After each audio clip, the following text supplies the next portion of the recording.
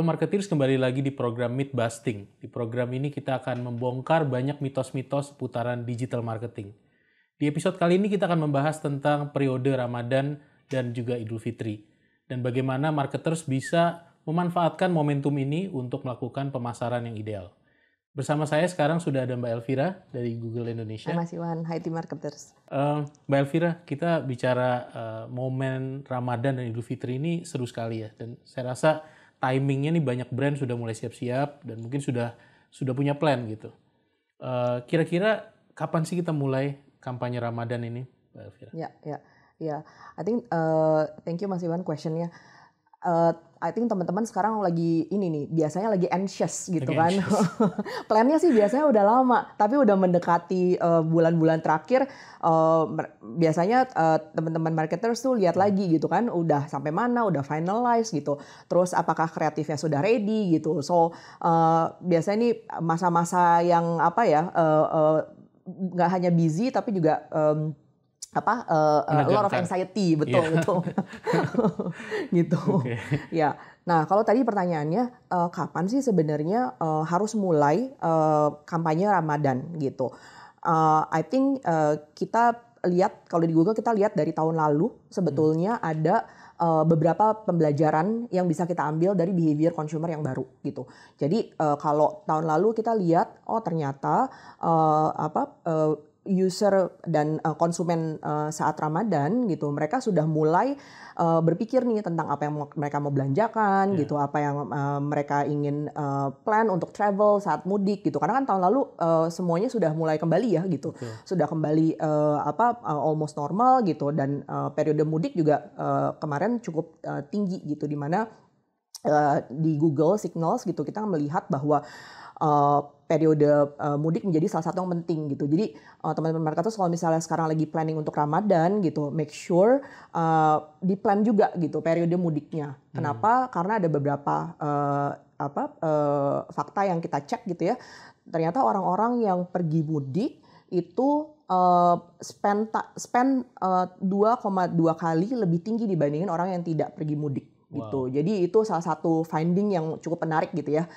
The other finding yang cukup menarik nih Mas Iwan, tahun lalu kita lihat gitu, dengan adanya banyak pemain buy now pay later gitu, orang-orang tuh tidak menunggu lagi gitu sampai dapat THR gitu. So I think it's important to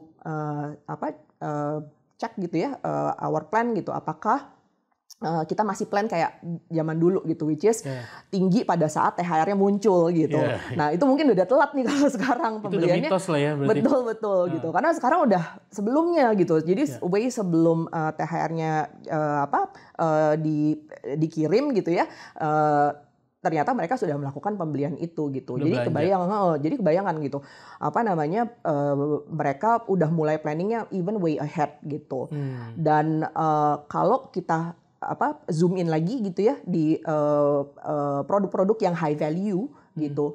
Apparently orang-orang yang membeli produk-produk high value itu more than 50% dari mereka sudah beli before THR-nya turun gitu. Jadi itu finding yang cukup menarik. Jadi campaign gitu. Harus maju sekali ya. Betul.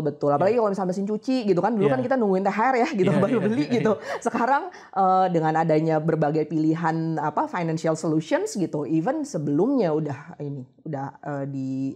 pembelian udah dilakukan gitu. Pay later, credit card dan lain-lain itu. Betul. Gitu. Jadi dengan melihat konsumen seperti ini, perubahannya mungkin teman-teman mau lihat lagi nih plan Ramadan yang sekarang gitu, apakah masih valid, apakah sudah sesuai dengan consumer behavior yang baru gitu, worth to check lagi. Tadi disebutkan mudik goers itu spendingnya jauh lebih besar ya. Kira-kira belanja apa aja sih kalau orang udah berencana mudik? Kalau kita lihat dari survei kita, mainly itu produk-produk yang sebetulnya kalau kita ada teman-teman kita yang pergi mudik juga memang mungkin udah kebayang ya, satu travel products gitu, food gitu kan, terus beauty gitu. Jadi sebenarnya nggak jauh-jauh, cuma mungkin karena kemarin periode mudiknya sudah kembali gitu, kelihatan gitu, ternyata mereka willing to spend 2,2 kali tadi, lebih tinggi dibandingin yang non mudik goers gitu. Jadi kalau balik ke kampung ketemu keluarga lagi, justru malah pengen pamer, pengen nyiapin banyak hal. Betul. Ketimbang kalau cuma stay di Jakarta atau di tempat-tempat mereka kerja gitu ya. Iya. Oke. Mbak Elvira, kalau kita bicara kontennya nih sekarang ya, kan campaign tadi harus lebih maju dan bahkan mungkin diperpanjang gitu sampai ke belakang ya. Jadi mungkin sebulan sebelumnya, jadi pas Ramadan udah mulai campaign, sebulan setelah mudik itu juga dipanjangin lagi.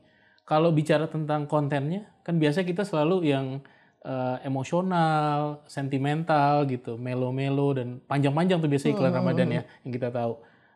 Trennya seperti apa tahun ini? Ya, kembali lagi, I think sekarang lebih seru jadinya gitu, karena pilihannya nggak cuman yang tadi melo-melo atau panjang gitu kan. Sekarang konsumen juga sudah mulai menikmati format yang lebih pendek gitu. Kalau di kita di YouTube tuh ada YouTube Shorts sebetulnya, dan itu kita lihat growth-nya very significant, dan I think di Indonesia juga people actually adopt YouTube Short tuh sangat ini ya, cepat gitu.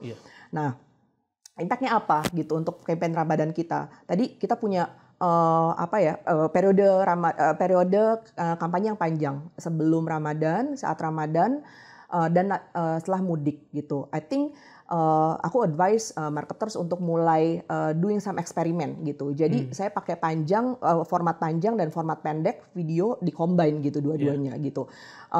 Dan itu bisa mulai dari yang panjang dulu. Terus setelah itu kita lihat ternyata konsumen kita tertarik sama certain beberapa bagian dari video panjang kita gitu. Dan kita bisa potong-potong gitu. Jadi punya konten yang pendek gitu. Atau misalnya kita mulai teasing dengan video yang pendek dulu gitu. Nah, setelah itu baru kita highlight di video yang panjang gitu. I think sekarang kita memberikan banyak keleluasaan terutama sama teman-teman kreatif ya untuk pakai dua-duanya gitu, panjang sama pendek gitu.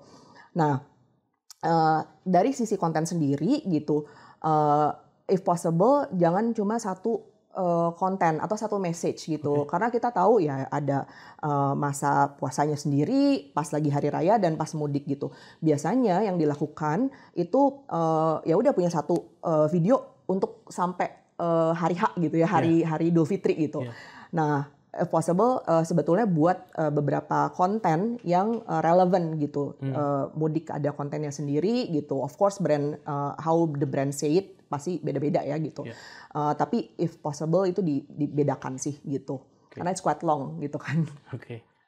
Selain ada kombinasi antara long dan short format, Mbak Elvira, ada tren lain nggak yang kira-kira harus diperhatikan brand soal campaign Ramadan? Ya, ada. Kalau dulu kita mikirnya ini ya, pokoknya kalau kita bikin kampanye digital, kita pikirannya cuma di handphone aja gitu. Mobile first gitu. Which is sekarang juga masih mobile sih, tapi ada screen lain yang mulai tumbuh dan mulai terlihat gitu ya, walaupun belum sebesar mobile, yaitu screen TV, YouTube on TV gitu. Jadi sekarang dengan adanya perpindahan dari analog ke digital gitu, banyak orang di Indonesia juga mulai punya smart TV.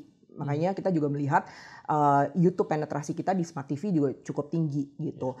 Nah, kita juga advise marketers gitu untuk still thinking mobile first. However gitu, kalau misalnya kita plan untuk digital gitu, please make sure juga kita punya materi yang bisa dinikmati oleh masyarakat di YouTube on smart TV gitu. Jadi multi screen besar kecil harus siap semua. Betul. Ya. Ada contohnya nggak Mbak Elvira brand yang sudah pakai multi screen format?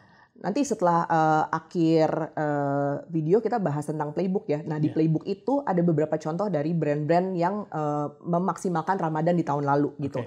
Salah satunya Telkomsel gitu. Jadi mereka menggunakan nggak cuman mobile gitu, tapi juga YouTube on Smart TV. Dan mereka membuat kreatif yang memang beda gitu untuk antara TV sama mobile gitu. Seberapa banyak sih Mbak Elvira sebenarnya yang sudah menonton YouTube di Smart TV sekarang di Indonesia?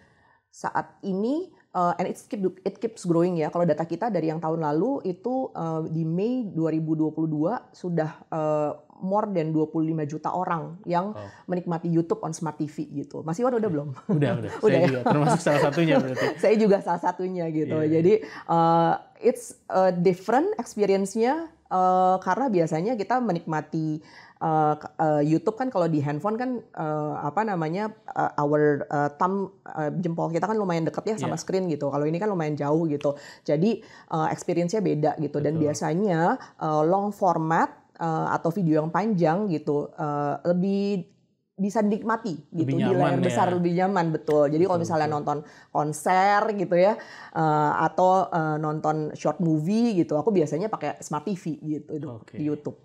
Udah besar ya sekarang berarti ya. Lebih dari 25 juta yang nonton di Smart TV itu dari total berapa Mbak Elvira?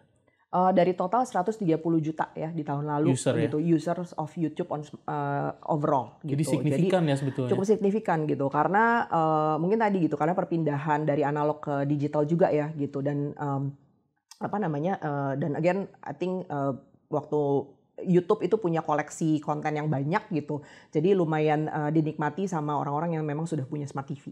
Ini jadi alternatif daripada TVC atau konten-konten yang di TV konvensional. Betul. Mbak Elvira bisa kasih contoh nggak brand-brand yang selama periode Ramadan Idul Fitri itu entah tahun lalu atau 2 tahun lalu gitu yang betul-betul unik dari sisi mereka mengemas komunikasinya? Ya banyak sih Mas Iwan, tapi ada 2 yang favorit saya gitu. Yang pertama Indomie. Jadi waktu mereka buat campaign yang namanya time targeting bumper ads gitu di YouTube. Jadi dengan time targeting bumper ads, mereka bisa menyasar konsumennya berdasarkan timing gitu. Jadi kreatifnya di-adjust berdasarkan timing. Nah waktu itu mereka setting saat sebelum berbuka, yang kelihatan di video hanya piringnya aja, jadi nggak ada Indominya gitu. Nah setelah berbuka baru Indominya diperlihatkan gitu. Itu sangat menarik dan itu unik ya menurut saya. Lumayan viral waktu itu. Kontekstual tapi based on time ya. Betul. Contoh yang lain ada di Google Search gitu. Jadi salah satu advertiser consumer goods Unilever menggunakan time targeting tapi di Google Search gitu. Jadi setiap ada setiap ada konsumen yang mencari resep misalnya, Google Search Ads-nya akan keluar tapi countdown menuju berbuka gitu. Jadi itu lumayan menarik gitu. Kalau buat ibu-ibu itu seperti mengingatkan berapa menit lagi saya harus masak gitu. Iya. Kayak ngasih deadline. Betul gitu. Tapi menarik gitu. Dan sebetulnya uniqueness yang seperti itu akan membuat mereka lebih terlihat gitu kan, lebih appealing terhadap konsumennya. Jadi lebih banyak diklik gitu. Dan ini juga mungkin bisa ngasih tahu ke marketers bahwa sebetulnya search result itu nggak harus teks ya. Betul. Bisa image juga. Betul. Ya, dan sekarang kita juga banyak advice gitu marketers untuk pakai visuals gitu ya, kreatif gitu. Dan of course kalau misalnya visual biasanya lebih banyak bisa berbicara ya gitu. Dan menggambarkan produknya seperti apa gitu. Terutama kalau dilihat dari mobile ya. Betul. Itu kayak semacam full screen. Jadi ada teksnya, ada visualnya yang besar gitu. Terus kadang-kadang juga ada lokasi gitu di bawahnya. So it's like owning the screen kita bilangnya. Oke, baik. Mungkin pertanyaan terakhir Mbak Elvira. Biasa kan kalau kita menggunakan media TV, campaign itu nationwide, satu iklan muncul nationwide dan semuanya bisa melihat gitu. Semua audience sifatnya mass, mereka bisa lihat iklan yang sama. Ya, nah kalau di YouTube sebenarnya kan bisa sangat geo-targeted ya. Betul. Ya. Dan tadi balik lagi sebetulnya aku mau balikin lagi ke mudik gitu. Orang-orang kan mudik akan pergi ke berbagai kota gitu. Jadi dengan geotargeting sebetulnya marketers bisa convey different message ke orang-orang yang mudiknya ke Surabaya atau ke Semarang gitu. So creativity-nya bisa lebih luas lagi dan of course kalau misalnya lebih relevan resultnya juga pasti lebih bagus gitu. Iya. Dengan adanya mudik tidak terkonsentrasi di Jabodetabek ya. Betul. Lebih nyebar kemana-mana. Ya. Caranya itu seperti apa Mbak Elvira? Ya. Tadi sih balik lagi. Jadi waktu di awal, of course kita harus engage sama mereka. Jadi sejak di periode Ramadan kita sudah mulai engage dan build the awareness gitu dan mulai ke consideration gitu. Nah begitu mudik gitu kita buat campaign atau message yang lebih personalized of course based on city gitu. Dan itu nanti bisa dilihat resultnya masing-masing gitu. Jadi engage sebelumnya di saat Ramadan waktu mudik buat geotargeting. Oh, jadi single message dulu, kemudian baru Betul, dipersonalize ke masing-masing area tempat mereka pulang kampung. Betul, itu serasa brandnya ikut saya mudik ya. Iya, ngikutin gitu Ikutin ya. Iya. Dan mungkin ada yang bisa experience dua jenis iklan yang berbeda jadinya. Karena dia dapat yang di Jakarta dan kemudian mungkin ada di Jawa Tengah dan sebagainya. Iya. Lebih seru kan sekarang ngomongin Ramadan. Semoga berguna. Ya, jadi bisa lebih kreatif supaya kita bisa engage customer dengan lebih baik. Mbak Elvira, ini topiknya menarik banget ya, dan kita sayangnya nggak punya waktu untuk membedah secara lengkap gitu. Tapi kalau kita ingin belajar lebih banyak, ada nggak mungkin buku atau insight yang bisa kita download gitu? Ya, ada Mas Iwan. Jadi nanti setelah ini teman-teman bisa download, di bawah ada linknya. Dan ini adalah kumpulan dari beberapa survei kita dari Ramadan di tahun lalu, dan juga ada beberapa cerita dari brand-brand yang sudah berhasil melakukan kampanye yang unik tadi ya selama Ramadan gitu. Jadi ini teman-teman juga bisa lihat di situ ada playbook, guidance gimana membuat plan, dan juga beberapa insights gitu dari konsumen kita gitu. Makasih banyak Mbak Semoga Elvira. Berguna. Thank you. Gak sabar untuk ngelihat iklan unik lagi tahun ini di periode Ramadan Idul Fitri. Good luck on planning your Ramadan.